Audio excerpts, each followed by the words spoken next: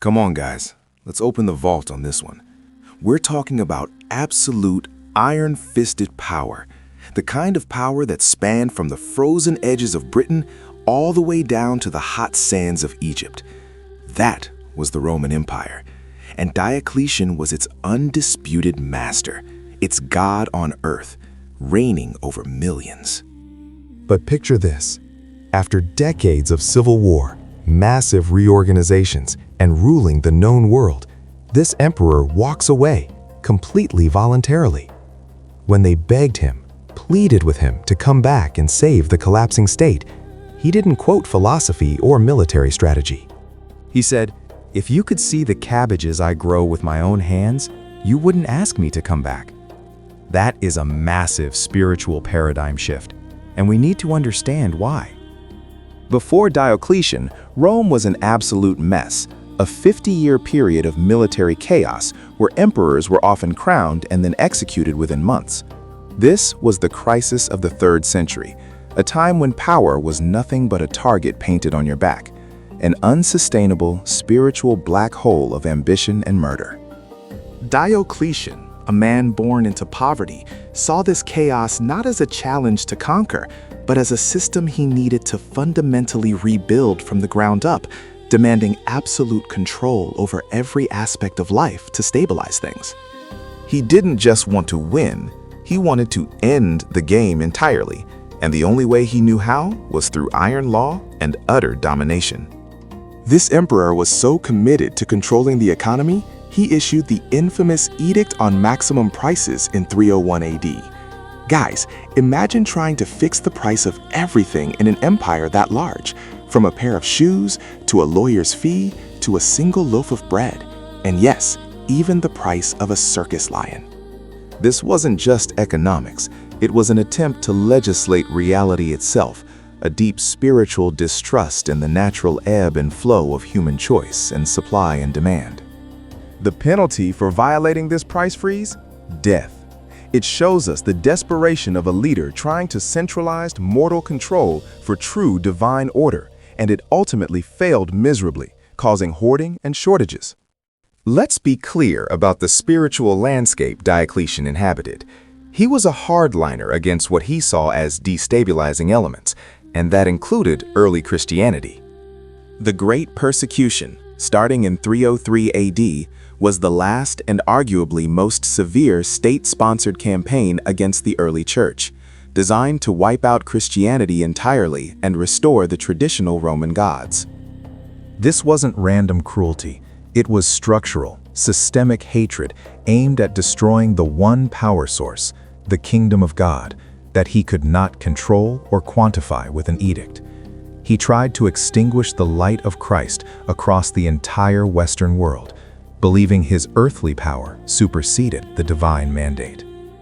To manage the immense borders and prevent the constant succession crisis, Diocletian conceived of the Tetrarchy, literally meaning rule by 4. He split the empire into eastern and western halves, with 2 senior emperors, Augusti, and 2 junior emperors, Caesares, who were designated successors. This was genius, a system built on shared responsibility and forced retirement, attempting to build institutional strength over individual ambition. It was an unprecedented, almost arrogant act of power distribution, yet it required a level of humility and self-control from the rulers that history had rarely seen. He believed he had finally engineered the perfect self-sustaining machine. The moment of truth for the Tetrarchy wasn't in battle, it was in the resignation. Diocletian knew that for the system to work, the senior Augusti had to step down peacefully so the Caesares could ascend and appoint new juniors. He had to be the example. He had to be the first to willingly discard the divine mantle of emperor. This wasn't about weakness, it was an audacious display of confidence in his own engineering. He was essentially telling the world, "My system is stronger than my person," a radical shift in a culture obsessed with personal glory and blood lineage. Let's fly over to the Dalmatian coast, modern-day Croatia. Diocletian didn't retire to a humble cottage. He retired to a fortress palace so enormous, so structurally sound, that the modern historical core of the city of Split is literally built inside its walls. Think about that. A whole functioning city nestled within the remains of one man's retirement home. This palace was a statement, a personal kingdom where he dictated the only laws that mattered, the laws of his own peace and privacy. He wasn't leaving the concept of empire. He was just shrinking it down to the only place he could truly control, his own backyard. His retirement near Salona was the ultimate expression of control. After failing to control the market, the army, and the faith of his citizens, he chose a realm where control was absolute, his garden. The palace was designed like a Roman military camp, perfectly square, organized by strict orthogonal streets. Every aspect of his life was structured, predictable, and quiet, contrasting violently with the chaos of Rome. This wasn't humility. This was the preference for perfect micro-order over imperfect macro-power. It reveals a deep truth. Worldly ambition often leads to the loss of self-control, and sometimes the most powerful men seek the smallest jurisdiction. Why cabbages? The cabbage, historically, is a symbol of simple, enduring provision. It requires steady, persistent effort, but its yield is reliable, predictable, and quiet. There is no civil war in a cabbage patch. There is only sowing and harvesting. When Diocletian was asked to trade his trowel for a scepter, he was asked to trade control over nature for control over men, and he already knew the latter was impossible and soul-destroying. He chose the tangible, measurable reward of the earth over the fickle, murderous reward of the court. This is a powerful, if earthly, analogy for finding peace in productive labor rather than political intrigue.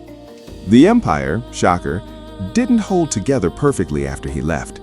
The Tetrarchy, reliant on his singular will, began to fracture. When his former co-emperor, Maximian, and others found themselves tangled in renewed conflict and succession disputes, they sent envoys begging the founder to return. They needed him to stop the bleeding, to bring back the structural integrity only he could enforce. They needed the emperor to return to his palace in Rome, but they found the gardener instead. This interaction, documented by Aurelius Victor, is the defining moment. Power offering itself back to the man who earned it, and that man choosing dirt over destiny. We have to ask, what was the throne, truly? It wasn't just gold and glory. It was incessant plots, constant border wars, the weight of economic collapse, and the spiritual burden of demanding worship from millions. Diocletian experienced the diadem as a heavy yoke. The cabbage quote isn't about laziness. It's about freedom from an unbearable, humanly impossible task. He understood that the Roman political system was spiritually cursed, designed to fail, and that engaging with it meant sacrificing his peace entirely. He saw the true price of the crown and decided the market garden offered a better, cleaner return on investment. This type of voluntary exit is incredibly rare in history, but we see a powerful parallel with George Washington. After winning the Revolutionary War, Washington resigned his commission and went back to Mount Vernon. He too desired the quiet life of a farmer, valuing duty and simple order over perpetual political power. When he reluctantly took the presidency, he famously limited his time, setting the precedent that the office was temporary and the nation was greater than the man. Both men, separated by over 1,500 years, understood that true moral authority often comes from the willingness to relinquish power, not seize it, proving that character triumphs over conquest. The lesson here transcends politics, guys. It's about the vanity of human kingdoms. Diocletian spent his entire life building the ultimate earthly machine, designed for perpetuity, and discovered its inherent flaw, the corruption and fragility of the human heart. His cabbages were proof that the fruit of the earth is more reliable than the fruit of political ambition. He realized he could manage the cycle of nature, but he could never truly manage the evil cycle of human pride and betrayal that defined Roman succession. He traded a vast, crumbling empire for a small, perfectly managed domain, highlighting the spiritual emptiness of absolute temporal authority. We have to be mindful of the ancient sources. While Aurelius Victor records the Cabbage line, other historians like Lactantius, who was a Christian and a critic of Diocletian due to the Great Persecution, framed the retirement differently. Lactantius suggested Diocletian was forced into retirement by illness and cowardice, a spiritual judgment for his persecution of the church. This reminds us that history is often colored by the spiritual battles of the era. Whether his abdication was born of genius or physical exhaustion, the outcome remains a powerful statement. Absolute power can be refused, and that refusal stands as a moral check on ambition, regardless of the motive. Let's dive deeper into the control aspect. Gardening requires immense control. Control over the irrigation, the pests, the timing of the seasons.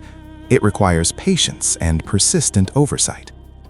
Diocletian wasn't suddenly seeking bohemian freedom. He was seeking an environment where his control was guaranteed and rewarded directly by the earth, not sabotaged by jealous generals or bureaucratic infighting.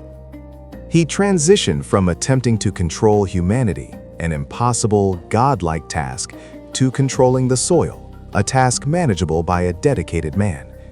This reveals the human need for order, channeled away from destructive ambition and into constructive labor. The irony, of course, is that the institutions he built didn't last long without his personal iron hand. Once he was gone, the carefully constructed Tetrarchy immediately dissolved into civil war, culminating in Constantine the Great rising to power after the Battle of the Milvian Bridge. This proves a harsh spiritual reality. Systems designed by men, no matter how clever or well-intentioned, are ultimately subject to human sin and lust for power. Diocletian's system failed because it lacked a divine, eternal foundation. It underscores that we cannot legislate morality or manage ambition out of existence. Only the transformation of the heart can secure true peace and order. Let's zoom back in on Split. Imagine the juxtaposition. The massive walls, the imperial grandeur, the sheer expense of his final home, all surrounding a simple food garden. This garden wasn't a recreational spot. It was the focal point of his final existence. It serves as a physical, architectural metaphor for the spiritual priority shift. The walls that once protected the center of Roman governance now protected only the center of Diocletian's personal sustenance. He built the palace to honor the emperor, but he tended the garden to feed the man, highlighting the necessary difference between the role we play and the soul we possess. The durability of the Cabbage quote in history, despite the complex context, is because it perfectly frames authority as a burden, not a prize. Most ambitious men see the throne as the ultimate reward, the pinnacle of self-fulfillment. Diocletian, having reached that pinnacle, experienced it as a chain, a constant drain on his spiritual and physical health. The physical, back-breaking labor of gardening was preferable to the psychological warfare of court intrigue. This is a profound secular acknowledgement that worldly elevation often subtracts from, rather than adds to, the quality of life and peace of mind. We must recognize the integrity of his act. When someone steps down from absolute power, the world expects them to do it either through military defeat or death. Diocletian set a rare precedent of ethical resignation. He showed confidence in the institutions he created, even if they ultimately failed, and he adhered strictly to the rule he established for everyone else: the Augusti must retire. This act of self-imposed limitation is deeply spiritual, showing that even in a pagan empire, the concept of duty being higher than self-interest could momentarily surface and reshape political culture. He kept his word to his own system, even when it cost him the ultimate status.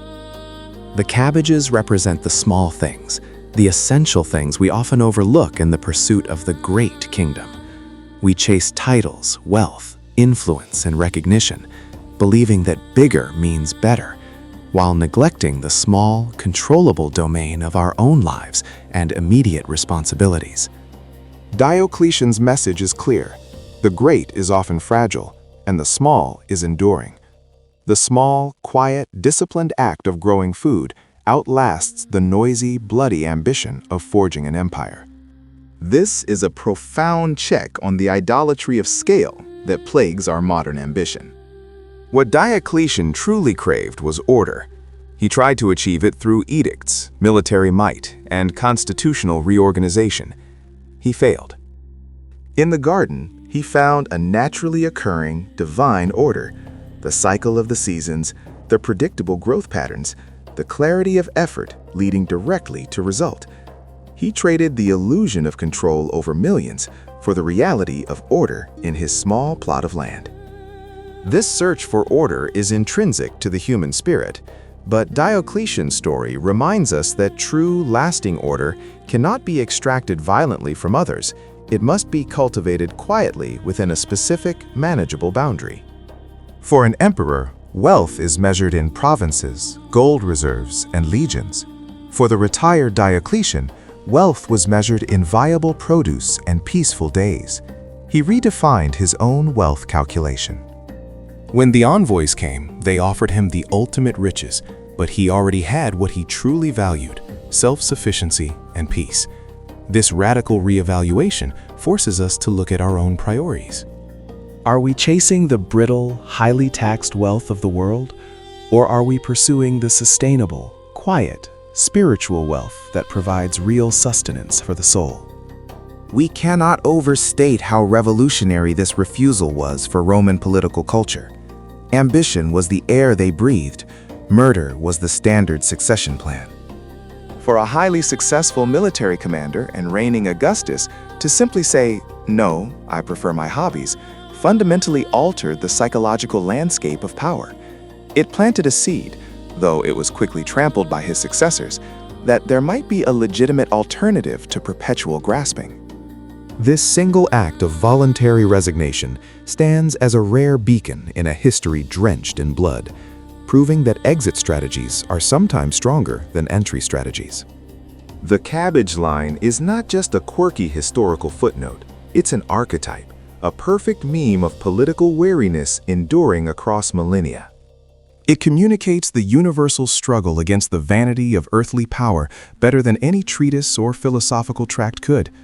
The simple, powerful imagery of dirt and sweat winning against purple robes and crowns speaks directly to the soul of anyone who has ever felt overwhelmed by unmanageable responsibility.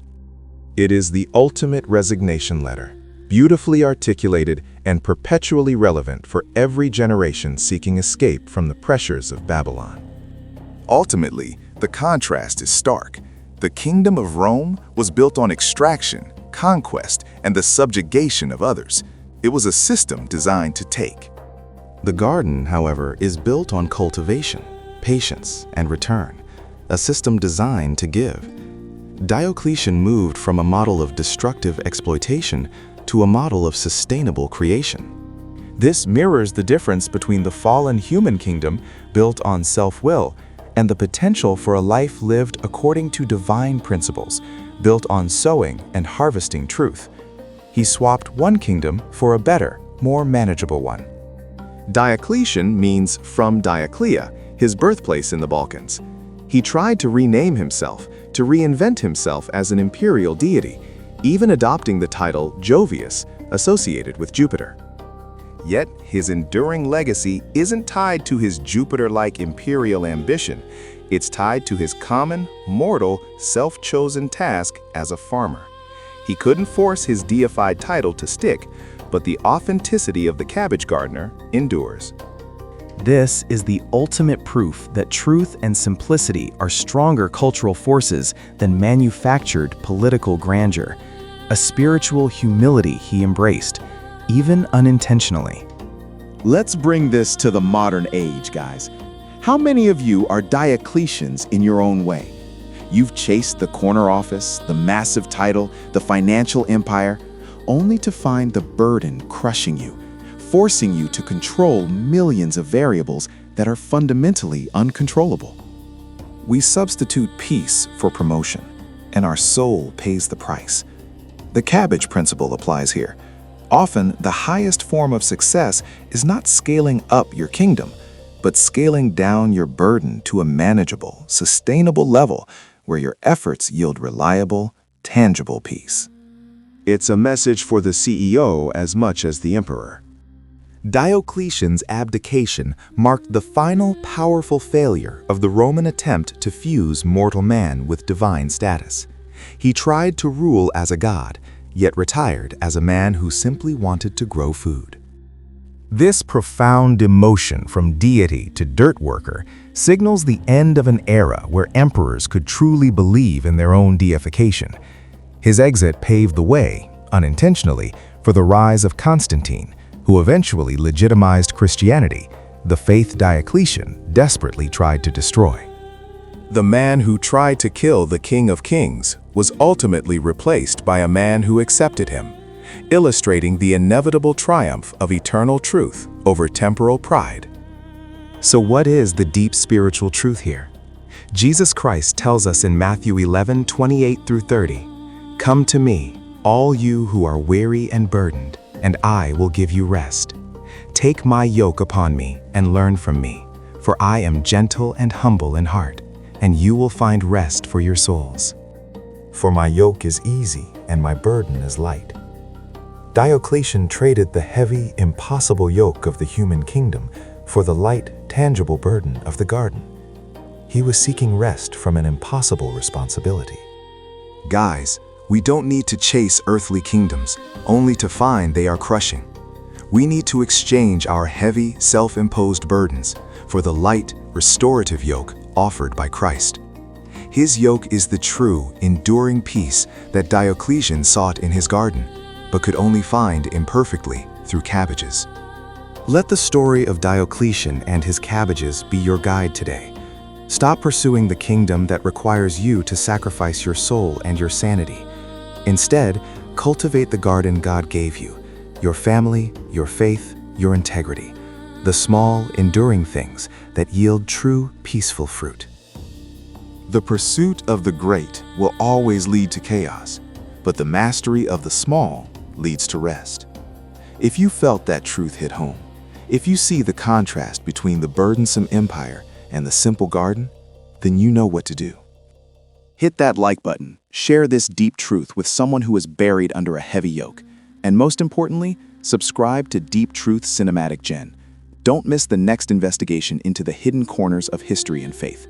We'll see you next time. Stay anchored. To God be the glory. Watch part 2 on the next channel. Subscribe now.